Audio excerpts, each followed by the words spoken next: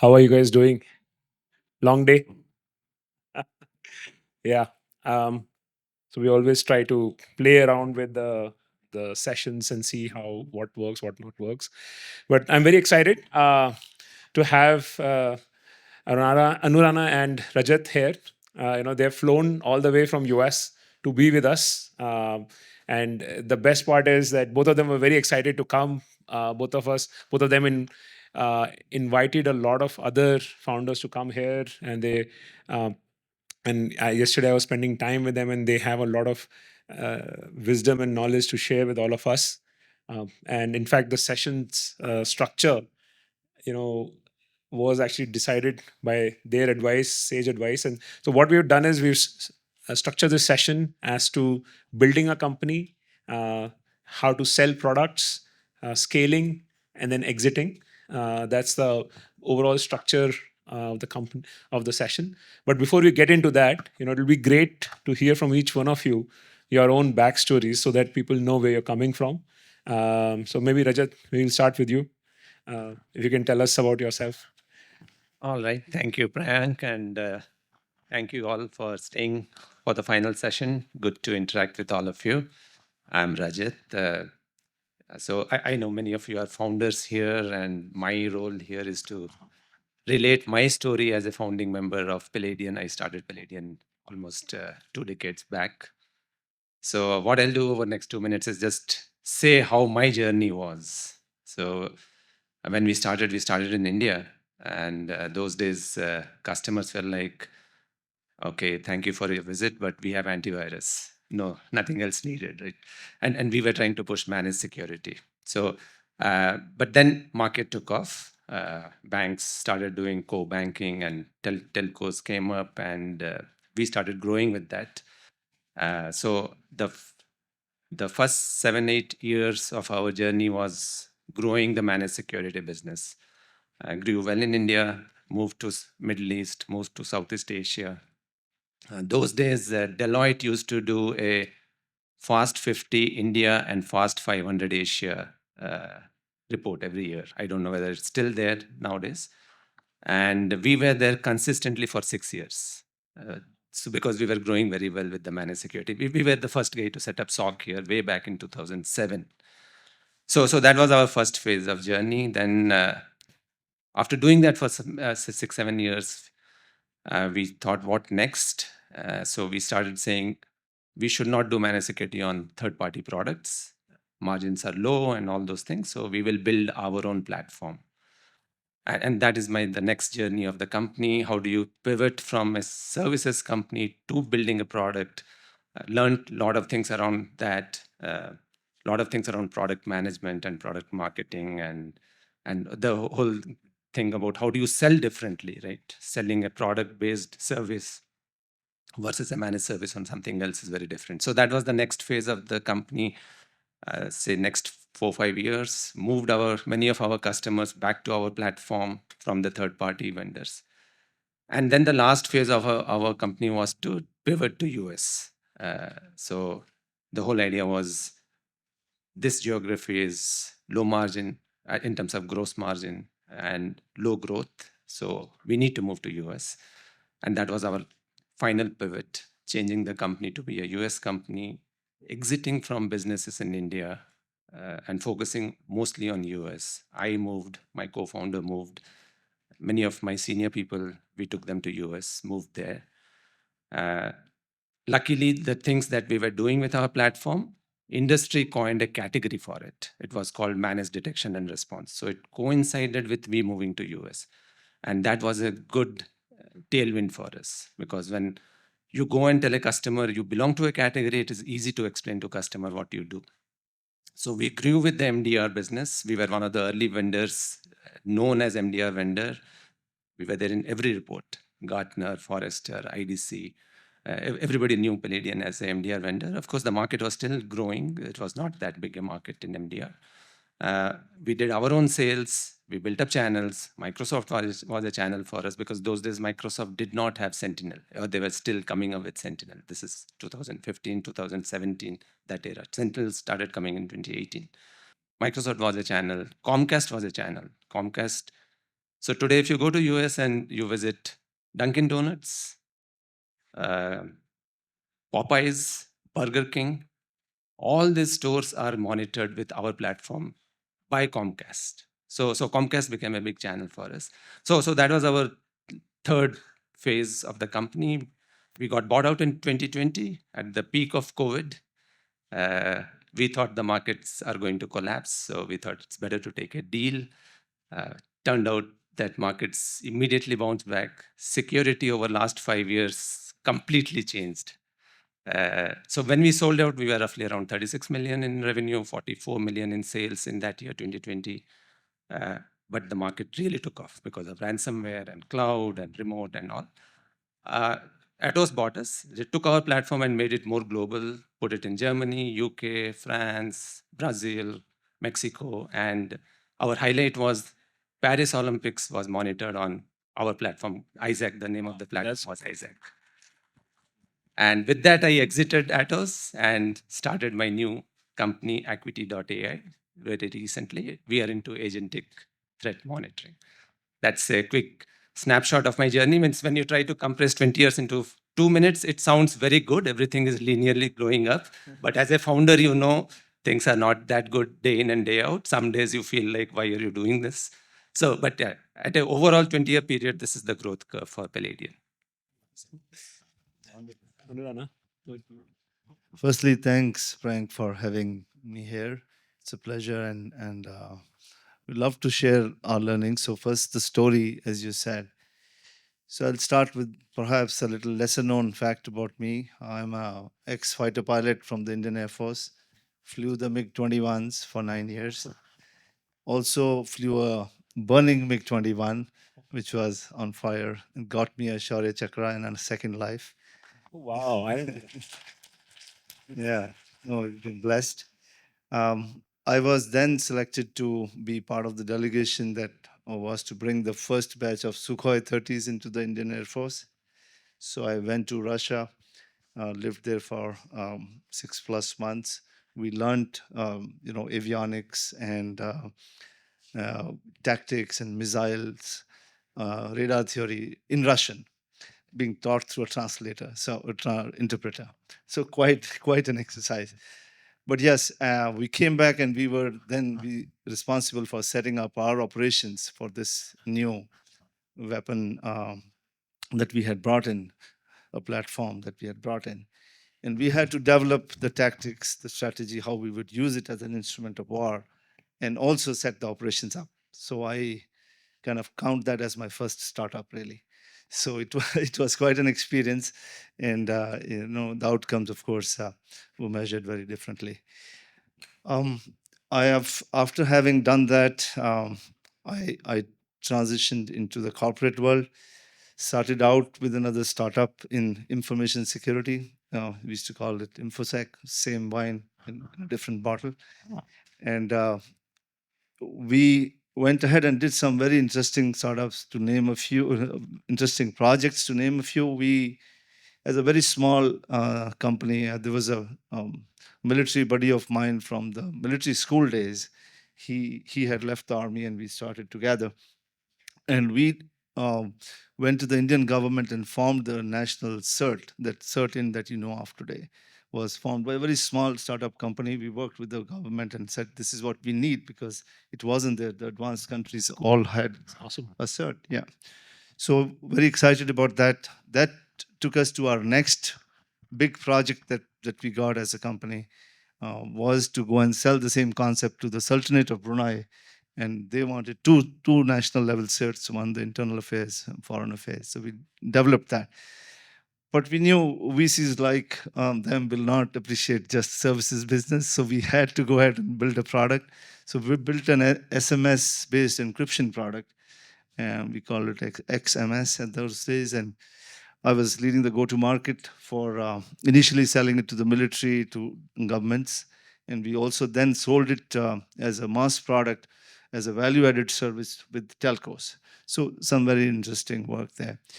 And from there, I then moved over to Infosys. I moved back from Malaysia to India, joined Infosys as an AVP, reporting into the CISO learned a lot of elements that I know about enterprise security from Infosys at scale. How do you manage security and privacy and things like that? Very nascent areas, but very interesting learnings.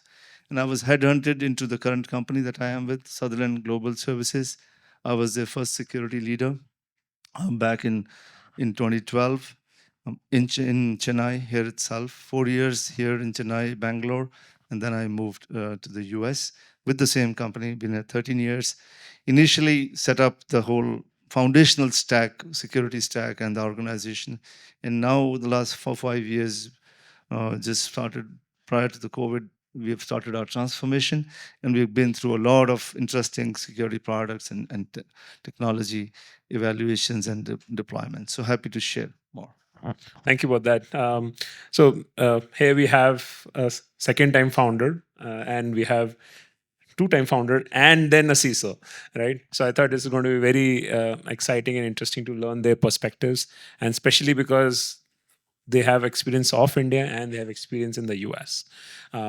So diving in, we discussed, and this is the build phase of our conversation.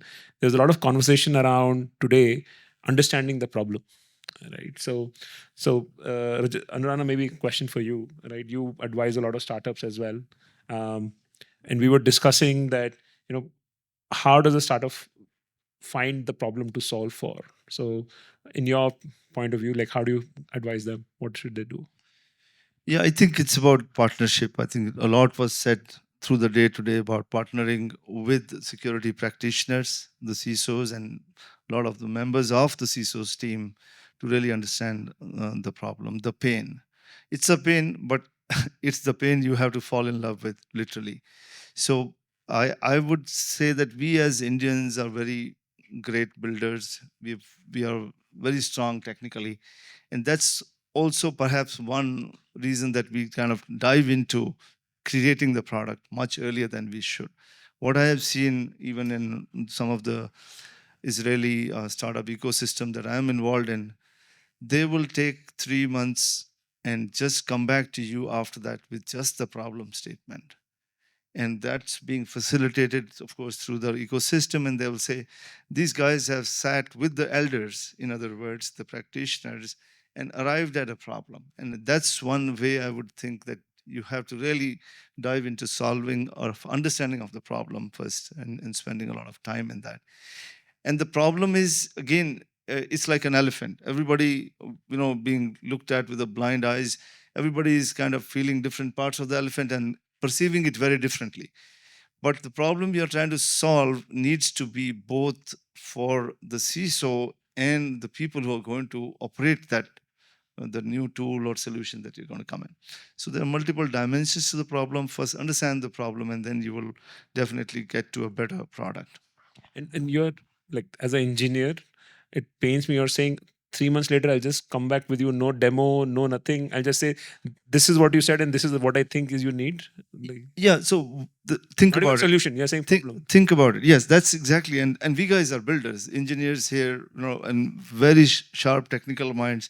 In fact, for world over, we are building the solutions. Even you go look at the whole, leadership of hyperscalers to the large corporations. We've got Indians leading there because we are technically very sharp.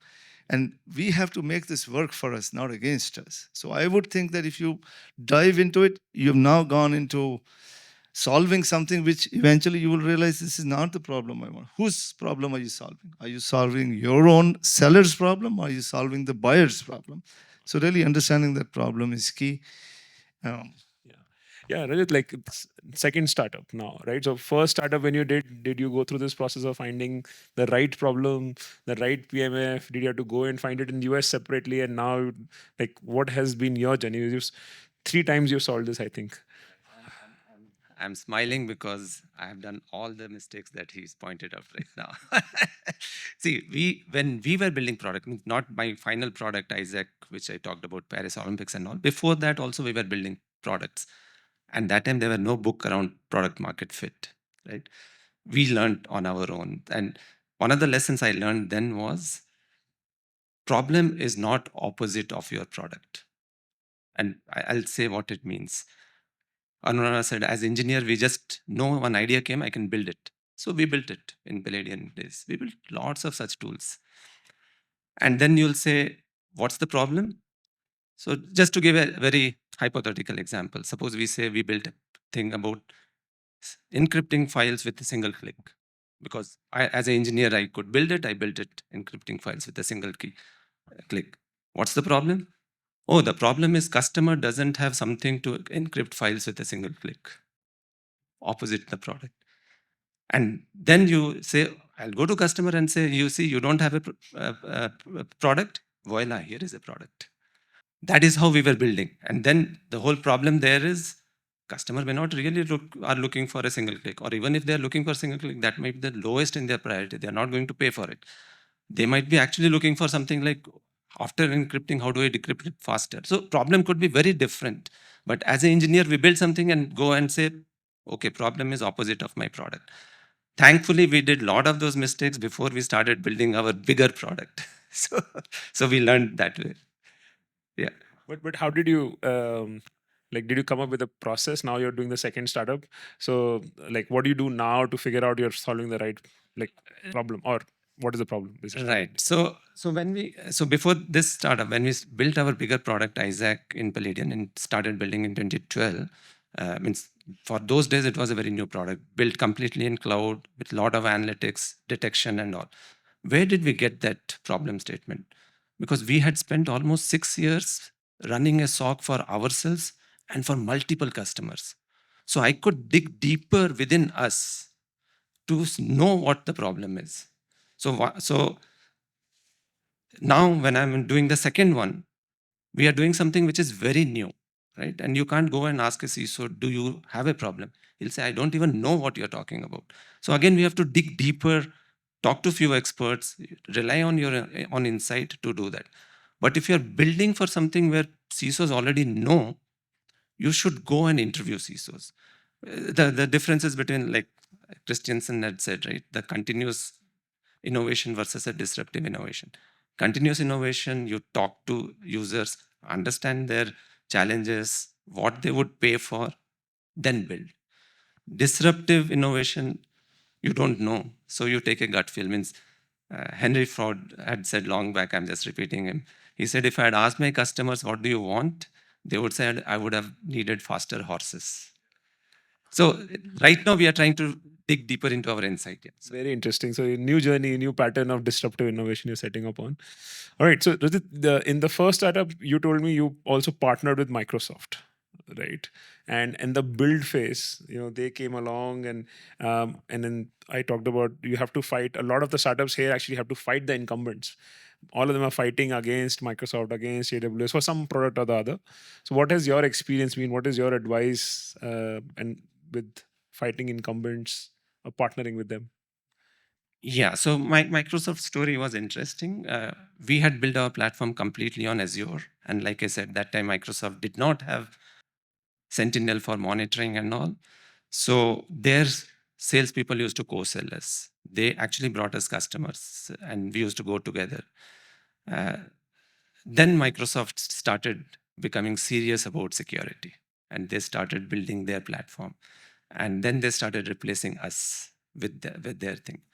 And at we were at a crossroad. What do you do, right?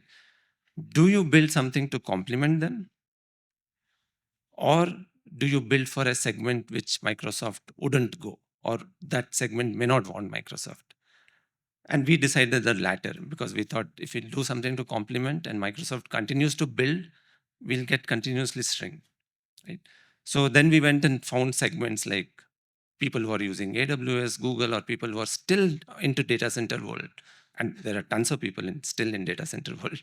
And we found people who are more interested in response than detection. So we built more solutions around that. So the general thing that we learned is if there is a bigger guy coming in, don't fight. The fight is going to be messy. Don't fight an elephant. Or in a more humorous way, don't pick a fight with a pig. You will get dirty and the pig will enjoy it. Nice one. So Anurana, like you actually work with Microsoft, right? why do you have to buy any product from any of the startups here, right? Like, do you actually buy products from startups? Yeah, absolutely. And so we would like to see that where do I get the best solution to my problem, right? So it goes back to the pain that I have. Who will solve the pain best for me and at the lowest cost, right? So that's where we have an edge. Operating, building out of India, we must leverage that edge. We are very price sensitive in our innovation, which is kind of acknowledged and being appreciated world over. Everybody's trying to get into efficiency. Even Donald Trump decided to put the doggy, Doge for government efficiency. Corporations are saying that, all right, let's do more with less. Budgets are always stretched for CISOs. So this really aligns very well with our innovation frugal mindset, right? It's a different thing that sometimes we take it too far. We will not spend. There'll be money in the bank. VCs are telling you go spend it, but our guys are saying, oh, I've got so much money in the bank. I'm doing well. I've got enough runway. But the industry is moving at a much different pace if you want to look at a global industry point of view. But coming back to the point about Microsoft or a larger platform player, so clearly, um, when you go with a platform play, you will not probably get the best of breed. So we go with our very strict evaluation criteria, and if it's helpful, I can just share the framework that I use, and I try to make it easy to remember. So we focus on the technology features, right? And the features are going to eventually be mapped to my requirements. So that's the tech portion, right? The technical solution is 40% of my evaluation. The 30% of the evaluation is the cost, the TCO, the financial model. Will it work for me, right? The licensing model, commercial model, support model. So that's the cost, 30%. The next 20% is operating. How am I going to run this? Is it going to require me an FTE or an army to run it? Is going to be operating costs. How good is my support? How flexible I am in providing that support and customization, etc.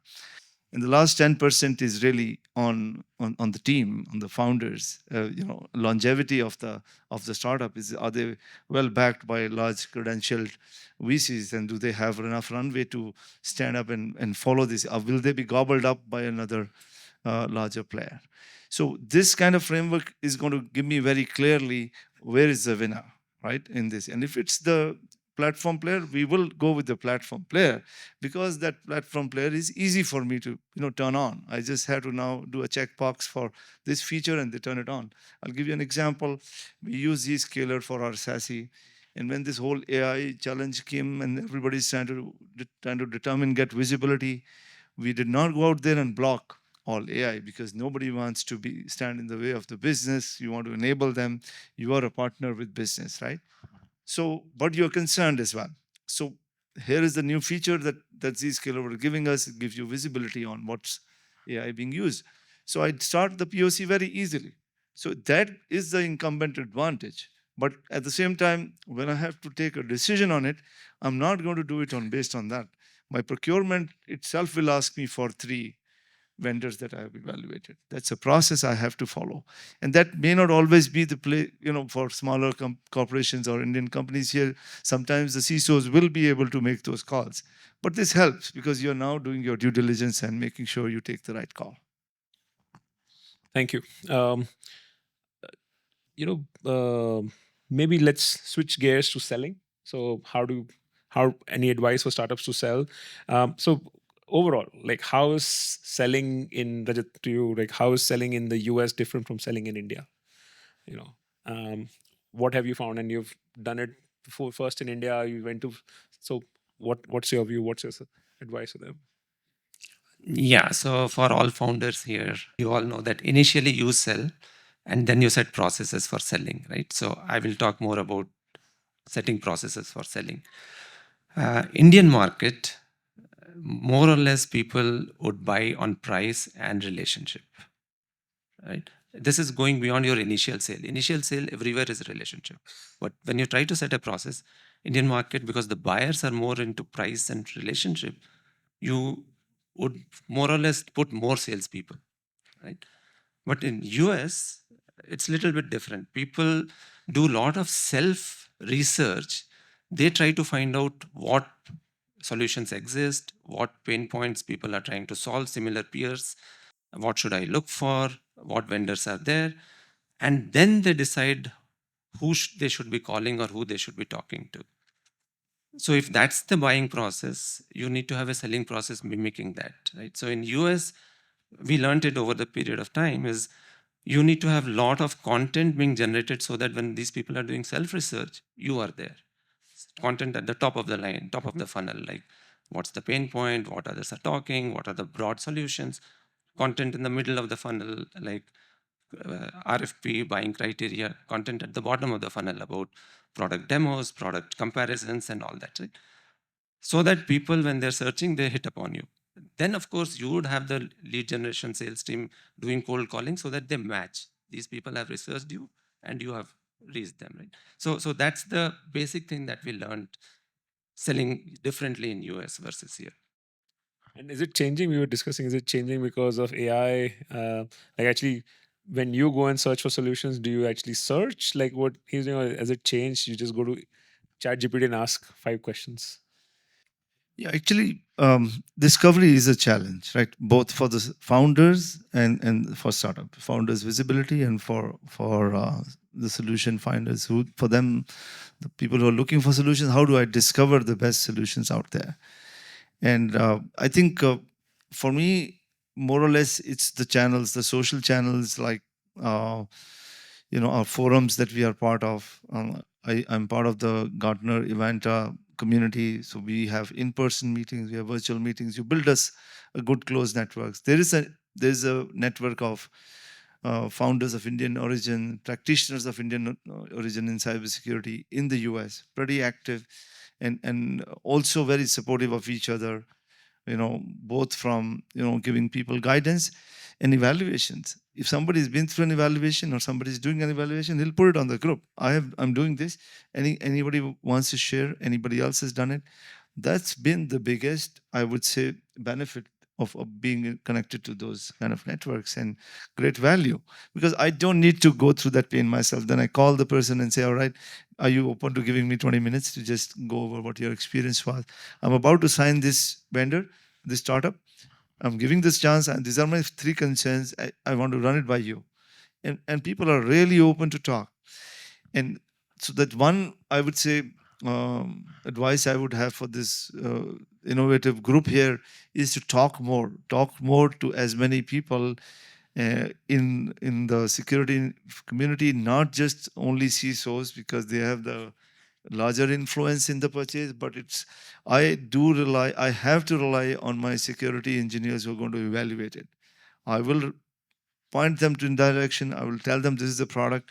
But if their evaluation shows that's not the top product, I will never be able to go ahead and buy it, because it's documented. There's an Accel, there's a process, and we get together and we've got to address it both from a technology and security perspective. So my requirements when I finish, even if I am the key driver for, and compliance is a driver, security is the driver, and I have my security requirements, I have to send it to my peer in technology, and I tell him, you guys are going to have a play in these 5 areas, because there is no security solution you deploy which doesn't have a technology dependence or sometimes impact on that, right? So it could slow things down. For example, Zscaler kind of deployment, it changes everything in technology. We are the sponsors of that solution, but we don't own it.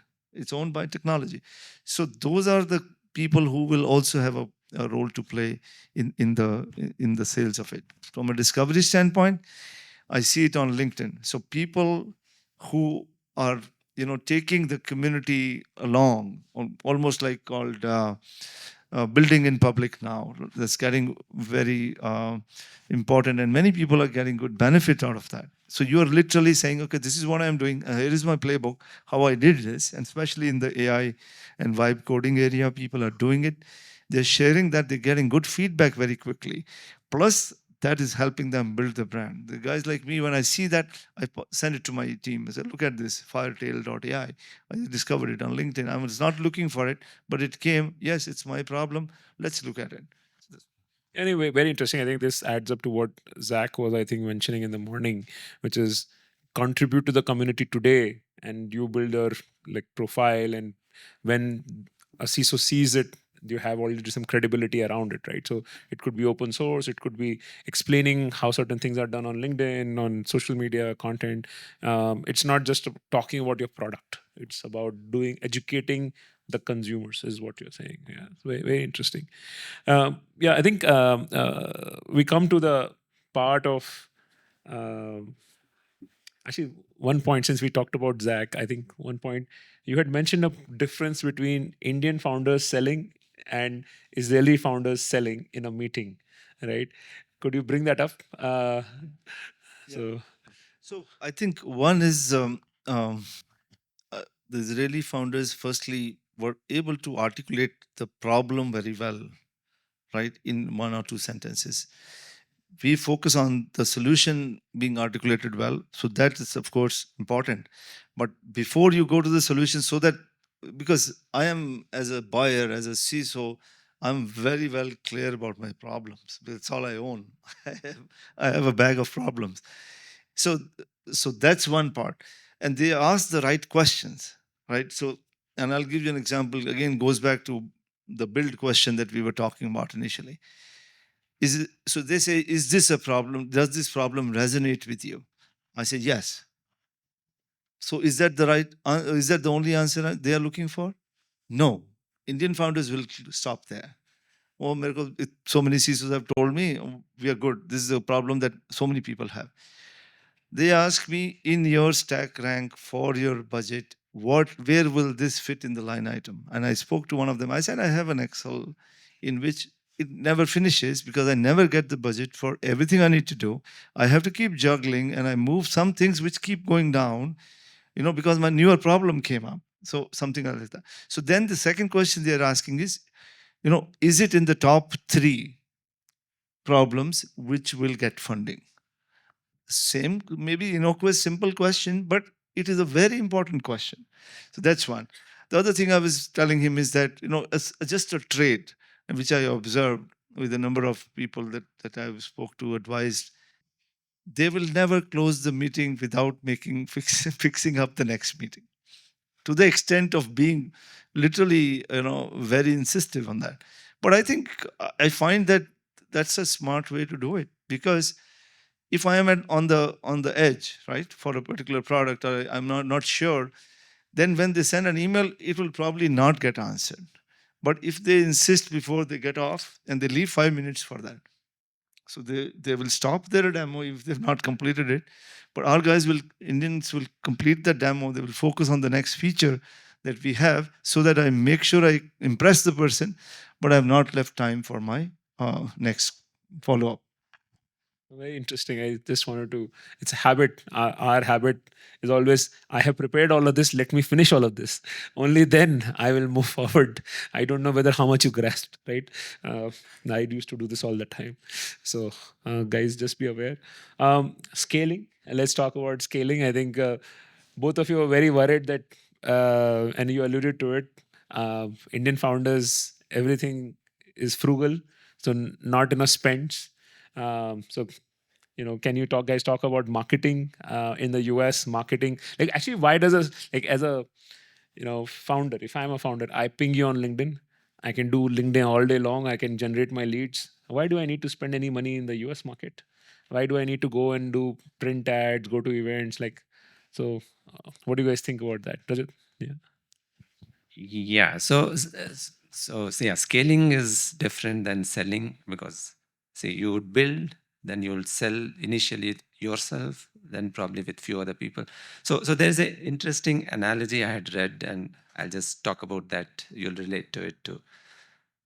There is a difference between marine, military, and police. What is it? Marine goes with a very small team and creates a beachhead. That's your first phase of selling. A small team, founders, core people, you're trying to figure out, where should I land? connect this, connect that, talk to this guy, LinkedIn, this, that, and you'll make a beachhead, which is almost like saying, I have found a very micro segment. Then what do? You bring in military to expand from that beachhead. That's where you're trying to put sales process and hiring salespeople and trying to make a bigger thing of, I need to expand from here. After you have expanded enough in a segment, now it's all about protecting it, making it run sufficiently well, consistently, and doing incremental growth in that.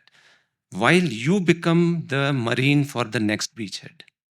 That is scale, right? You become a police state here, put systems, put processes, put people, structure, and all, make them grow it incrementally, protect it from others, and you start the next beachhead with the marine, then the military, then the police. Very interesting. But Arana, so like, what is your view on marketing for all the founders? Yeah, I think overall, I was looking at Secured and I was talking to my friend sitting next to me, and I said, "This product has got so many things. It's a phenomenal product." But I had not heard of this, and I may not ever have heard about it if I did not come here. So, and the point is, we are not telling our story, period. Right? So, we have to be able to stitch the right story and then be able to tell it on social media first, in branding. If a company here has a large bank as a customer, Axis Bank, HDFC, and I know security product, I'm advising a few companies, 10-year mature product, and they're continuing to expand their portfolio. That's the other thing. Because we can build, we build, right? So I would say, why did Sentinel-1 just do EDR and kept focus on EDR till they got to a certain scale? Then they're now, because everybody wants to get into the platform play, we are trying to add more things. But even younger companies, businesses here, are adding more features than focusing on the core product, but building a very nice story around it and getting it global. So slight difference in approach. So I'm on the board of Secured. So, so I don't know if the founders are here right now or not, but this has been our biggest. Do the CISOs know you in the US? And I'm very, very surprised. Thank you for saying that's a good product. I'm very happy. But how how should they spend money? Like, where do they find you? Yeah, so I think it's about building brand and trust, right, and reputation, right? So all linked to the same thing. How do you build that brand? Firstly, it has to be slick branding. There's a difference, right? You look at a CrowdStrike branding, it hits you. Sentinel-1 branding, it hits you. So why can't Secured and branding be like CrowdStrike branding? It's simple. There are many playbooks out there, but you have to spend in that. We are not investing in the right storytelling, stitching the right story, creating the right brand, and then telling that story. Firstly, which you can tell yourself. Secondly, finding the right channels to get it across, right? So enterprise sales, we were talking yesterday, happen in various ways, right? So if you have to get into an enterprise, you have to scale to that level, you will probably have to find the SIs, right? Or the large companies. And it's a good thing that we have SIs here, but they will not touch you till you are a brand. They will not come with you. So Wipro, Infosys, TCS, Accenture, Deloitte, they will not promote your product or put a wrapper of services around your product till your product is well known. Actually, interestingly, a lot of founders come to me and say, "I am talking to TCS. They're interested in my product." Right, and I think that you had mentioned something about that, right? Like, because founders I've seen 9 months, 10 months, 12 months. I have not done any sales with TCS, but TCS is interested in my product, right? So you were mentioning something that other day. Right. Yeah. I mean, we have gone through that cycle, right? And so people like big SIs, TCS, Accenture, and all of them, they would partner you easily because they'll find it innovative and all those things. But when their sales team goes to the customer, sales team is not going to promote you. They will rather ask the customer what solutions you are looking for or what kind of vendors you are looking for in this space. And if that time they say like equity, if they say equity, then this sales can say, Very good. We have already partnered them. I'll come with them to you. So these big guys are good if you can create, like Anurana said, brand awareness and a pull. These become fulfillment because the customer now sees, oh, TCS is a partner. Let me work with these people. I know them, and TCS is coming with them, right? So you need to figure out where you are. If you are trying to work with MSPs, managed service providers, then you have to think what clicks with them. They would want to have 5x revenue on your license because their whole business is to provide service. If your product is not built for that, they will never sell you, right? Versus if you're trying to work with a WAR wants very easy, least explanation to be done, quick selling. So is your product meant for SMBs with least explanation? Then work with WAR. Thanks. One other interesting concept we had discussed was field CISOs. I don't know how many people know here field CISOs. Can you explain I that? think it's linked to the same aspect about brand building trust, getting the word out there. And I've found I'm on customer advisory board for a few large product companies, and I've found that that's become almost like a norm over the last 3-4 years, closer to 2 years now, that they build an army of field CISOs. Essentially, they are practitioners who've either held CISO's role or close to senior roles in the various enterprises. They are the practitioners who are able to empathize with your buyers. The buyers have problems, and these field CISOs are kind of the army who will understand that. So they are like the thought leaders that all founders really need to be. So as a founder, you are the domain expert in the field that you are, and be the domain expert because you know more about this domain than the other people. That's why you build the solution. And but project that, that projection of that thought leadership is not happening. So once you're able to do that, then you can be augmented. And you want to scale, you build that army of not just salespeople, because security selling, which I learned, in my first startup once I left the army of the Air Force, is that it is all practitioner-led selling. We did the sales to the government of India. I did the sales to the Sultanate of Brunei.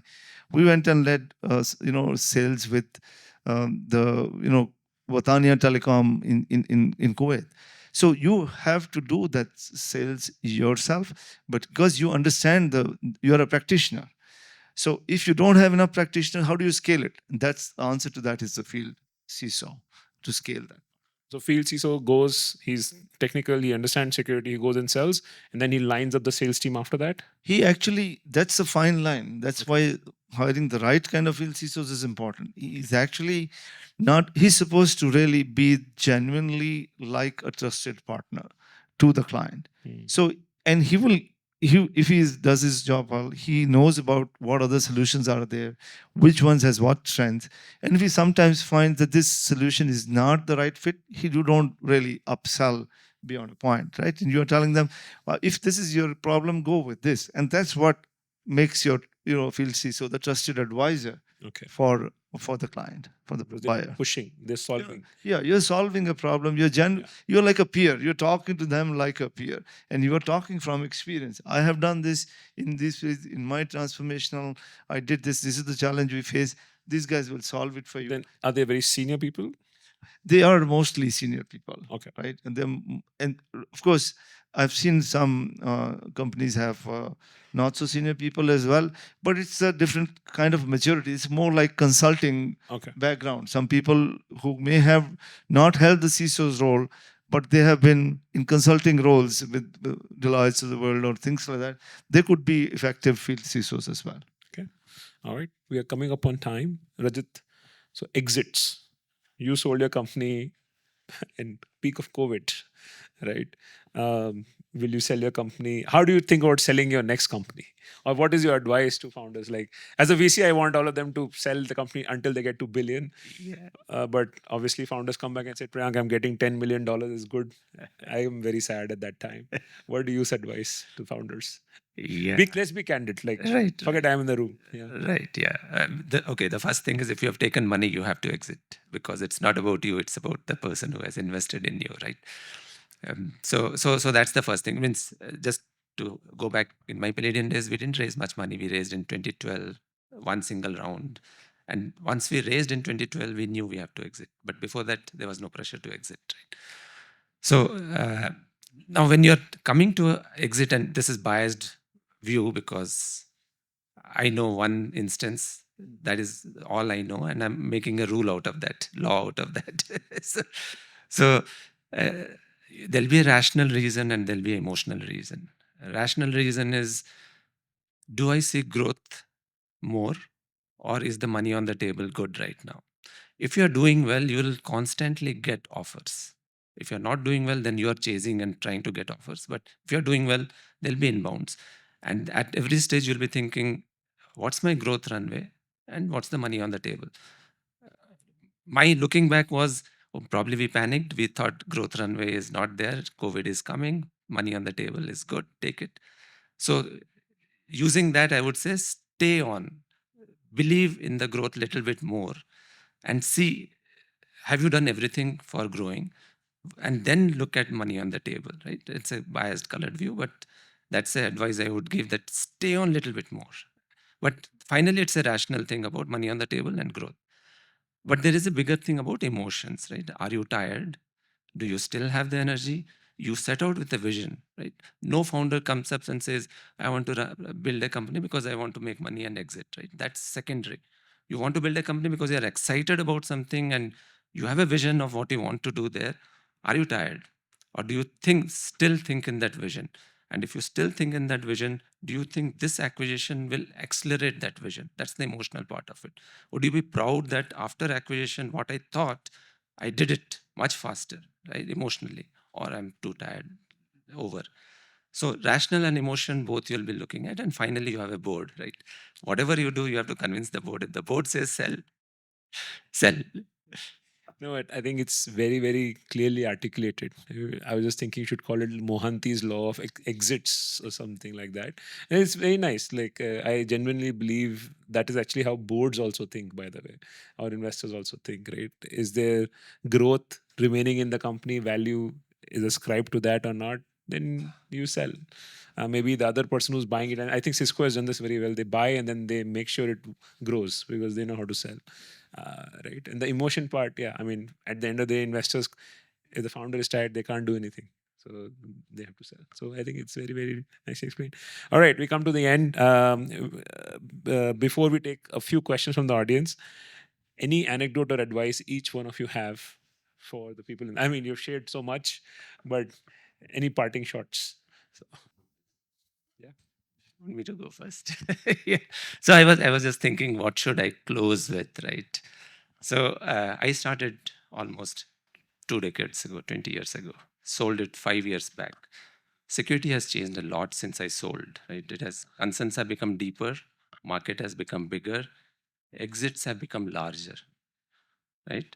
Uh, I see myself as a Gen 1 entrepreneur in India, and Palladian was a Gen 1 security company in India. Today, you all are building the Gen 2. You are all the Gen 2 entrepreneurs. Means I am probably like Bhishma Pitama, not really that old, but you get the analogy, right? You all are like the Arjuns. You are much more accomplished warrior. At least you have a lot more arrows in your quiver today. Support system here. You all are a lot more aggressive than the Bhishma Pitamas. Means you are a lot more hustler than the Bhishma Pitamas. I had a small win. I know you all will have a much bigger win. Go out and win the war. Means go out and capture the globe, right? And make us, the first gen guys, proud about it. Yeah, awesome, that's great. Yeah.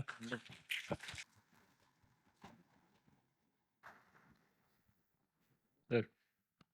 I think I'll take a little off the beaten path here.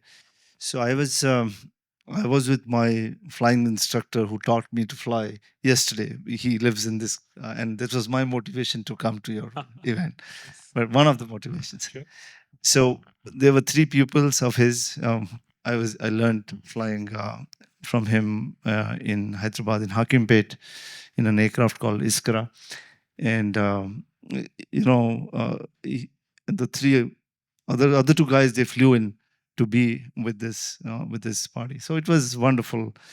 And one of the life lessons besides flying that this instructor taught me has stayed with me. So just want to share that. May not be relevant to too much of cyber founding, and I'll try to see if I can find a connection there. But he taught me about, and I was cribbing to him about, and Air Force Academy, you are kind of graduating. There's always a competition who's going to be 1, 2, 3, and things like that.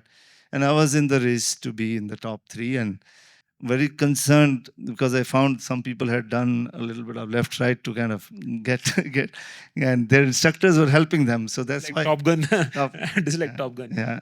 So I went to my instructor and I said, I know their instructors have kind of helped them, and that's what they've done.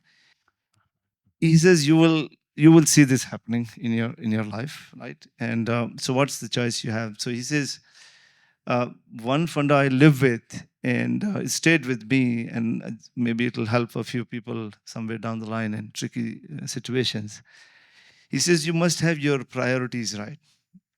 He says, be a best human being first, a good human being first, a good officer next, and a good fighter pilot next. So it's a very simple thing to say.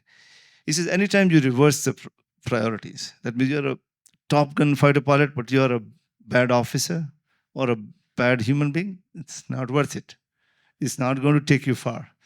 You are a great officer, but a bad human being, not worth it. So it's all, that means being a good officer is got much more than just being, following rules. It's also about being an officer and a gentleman and things like that.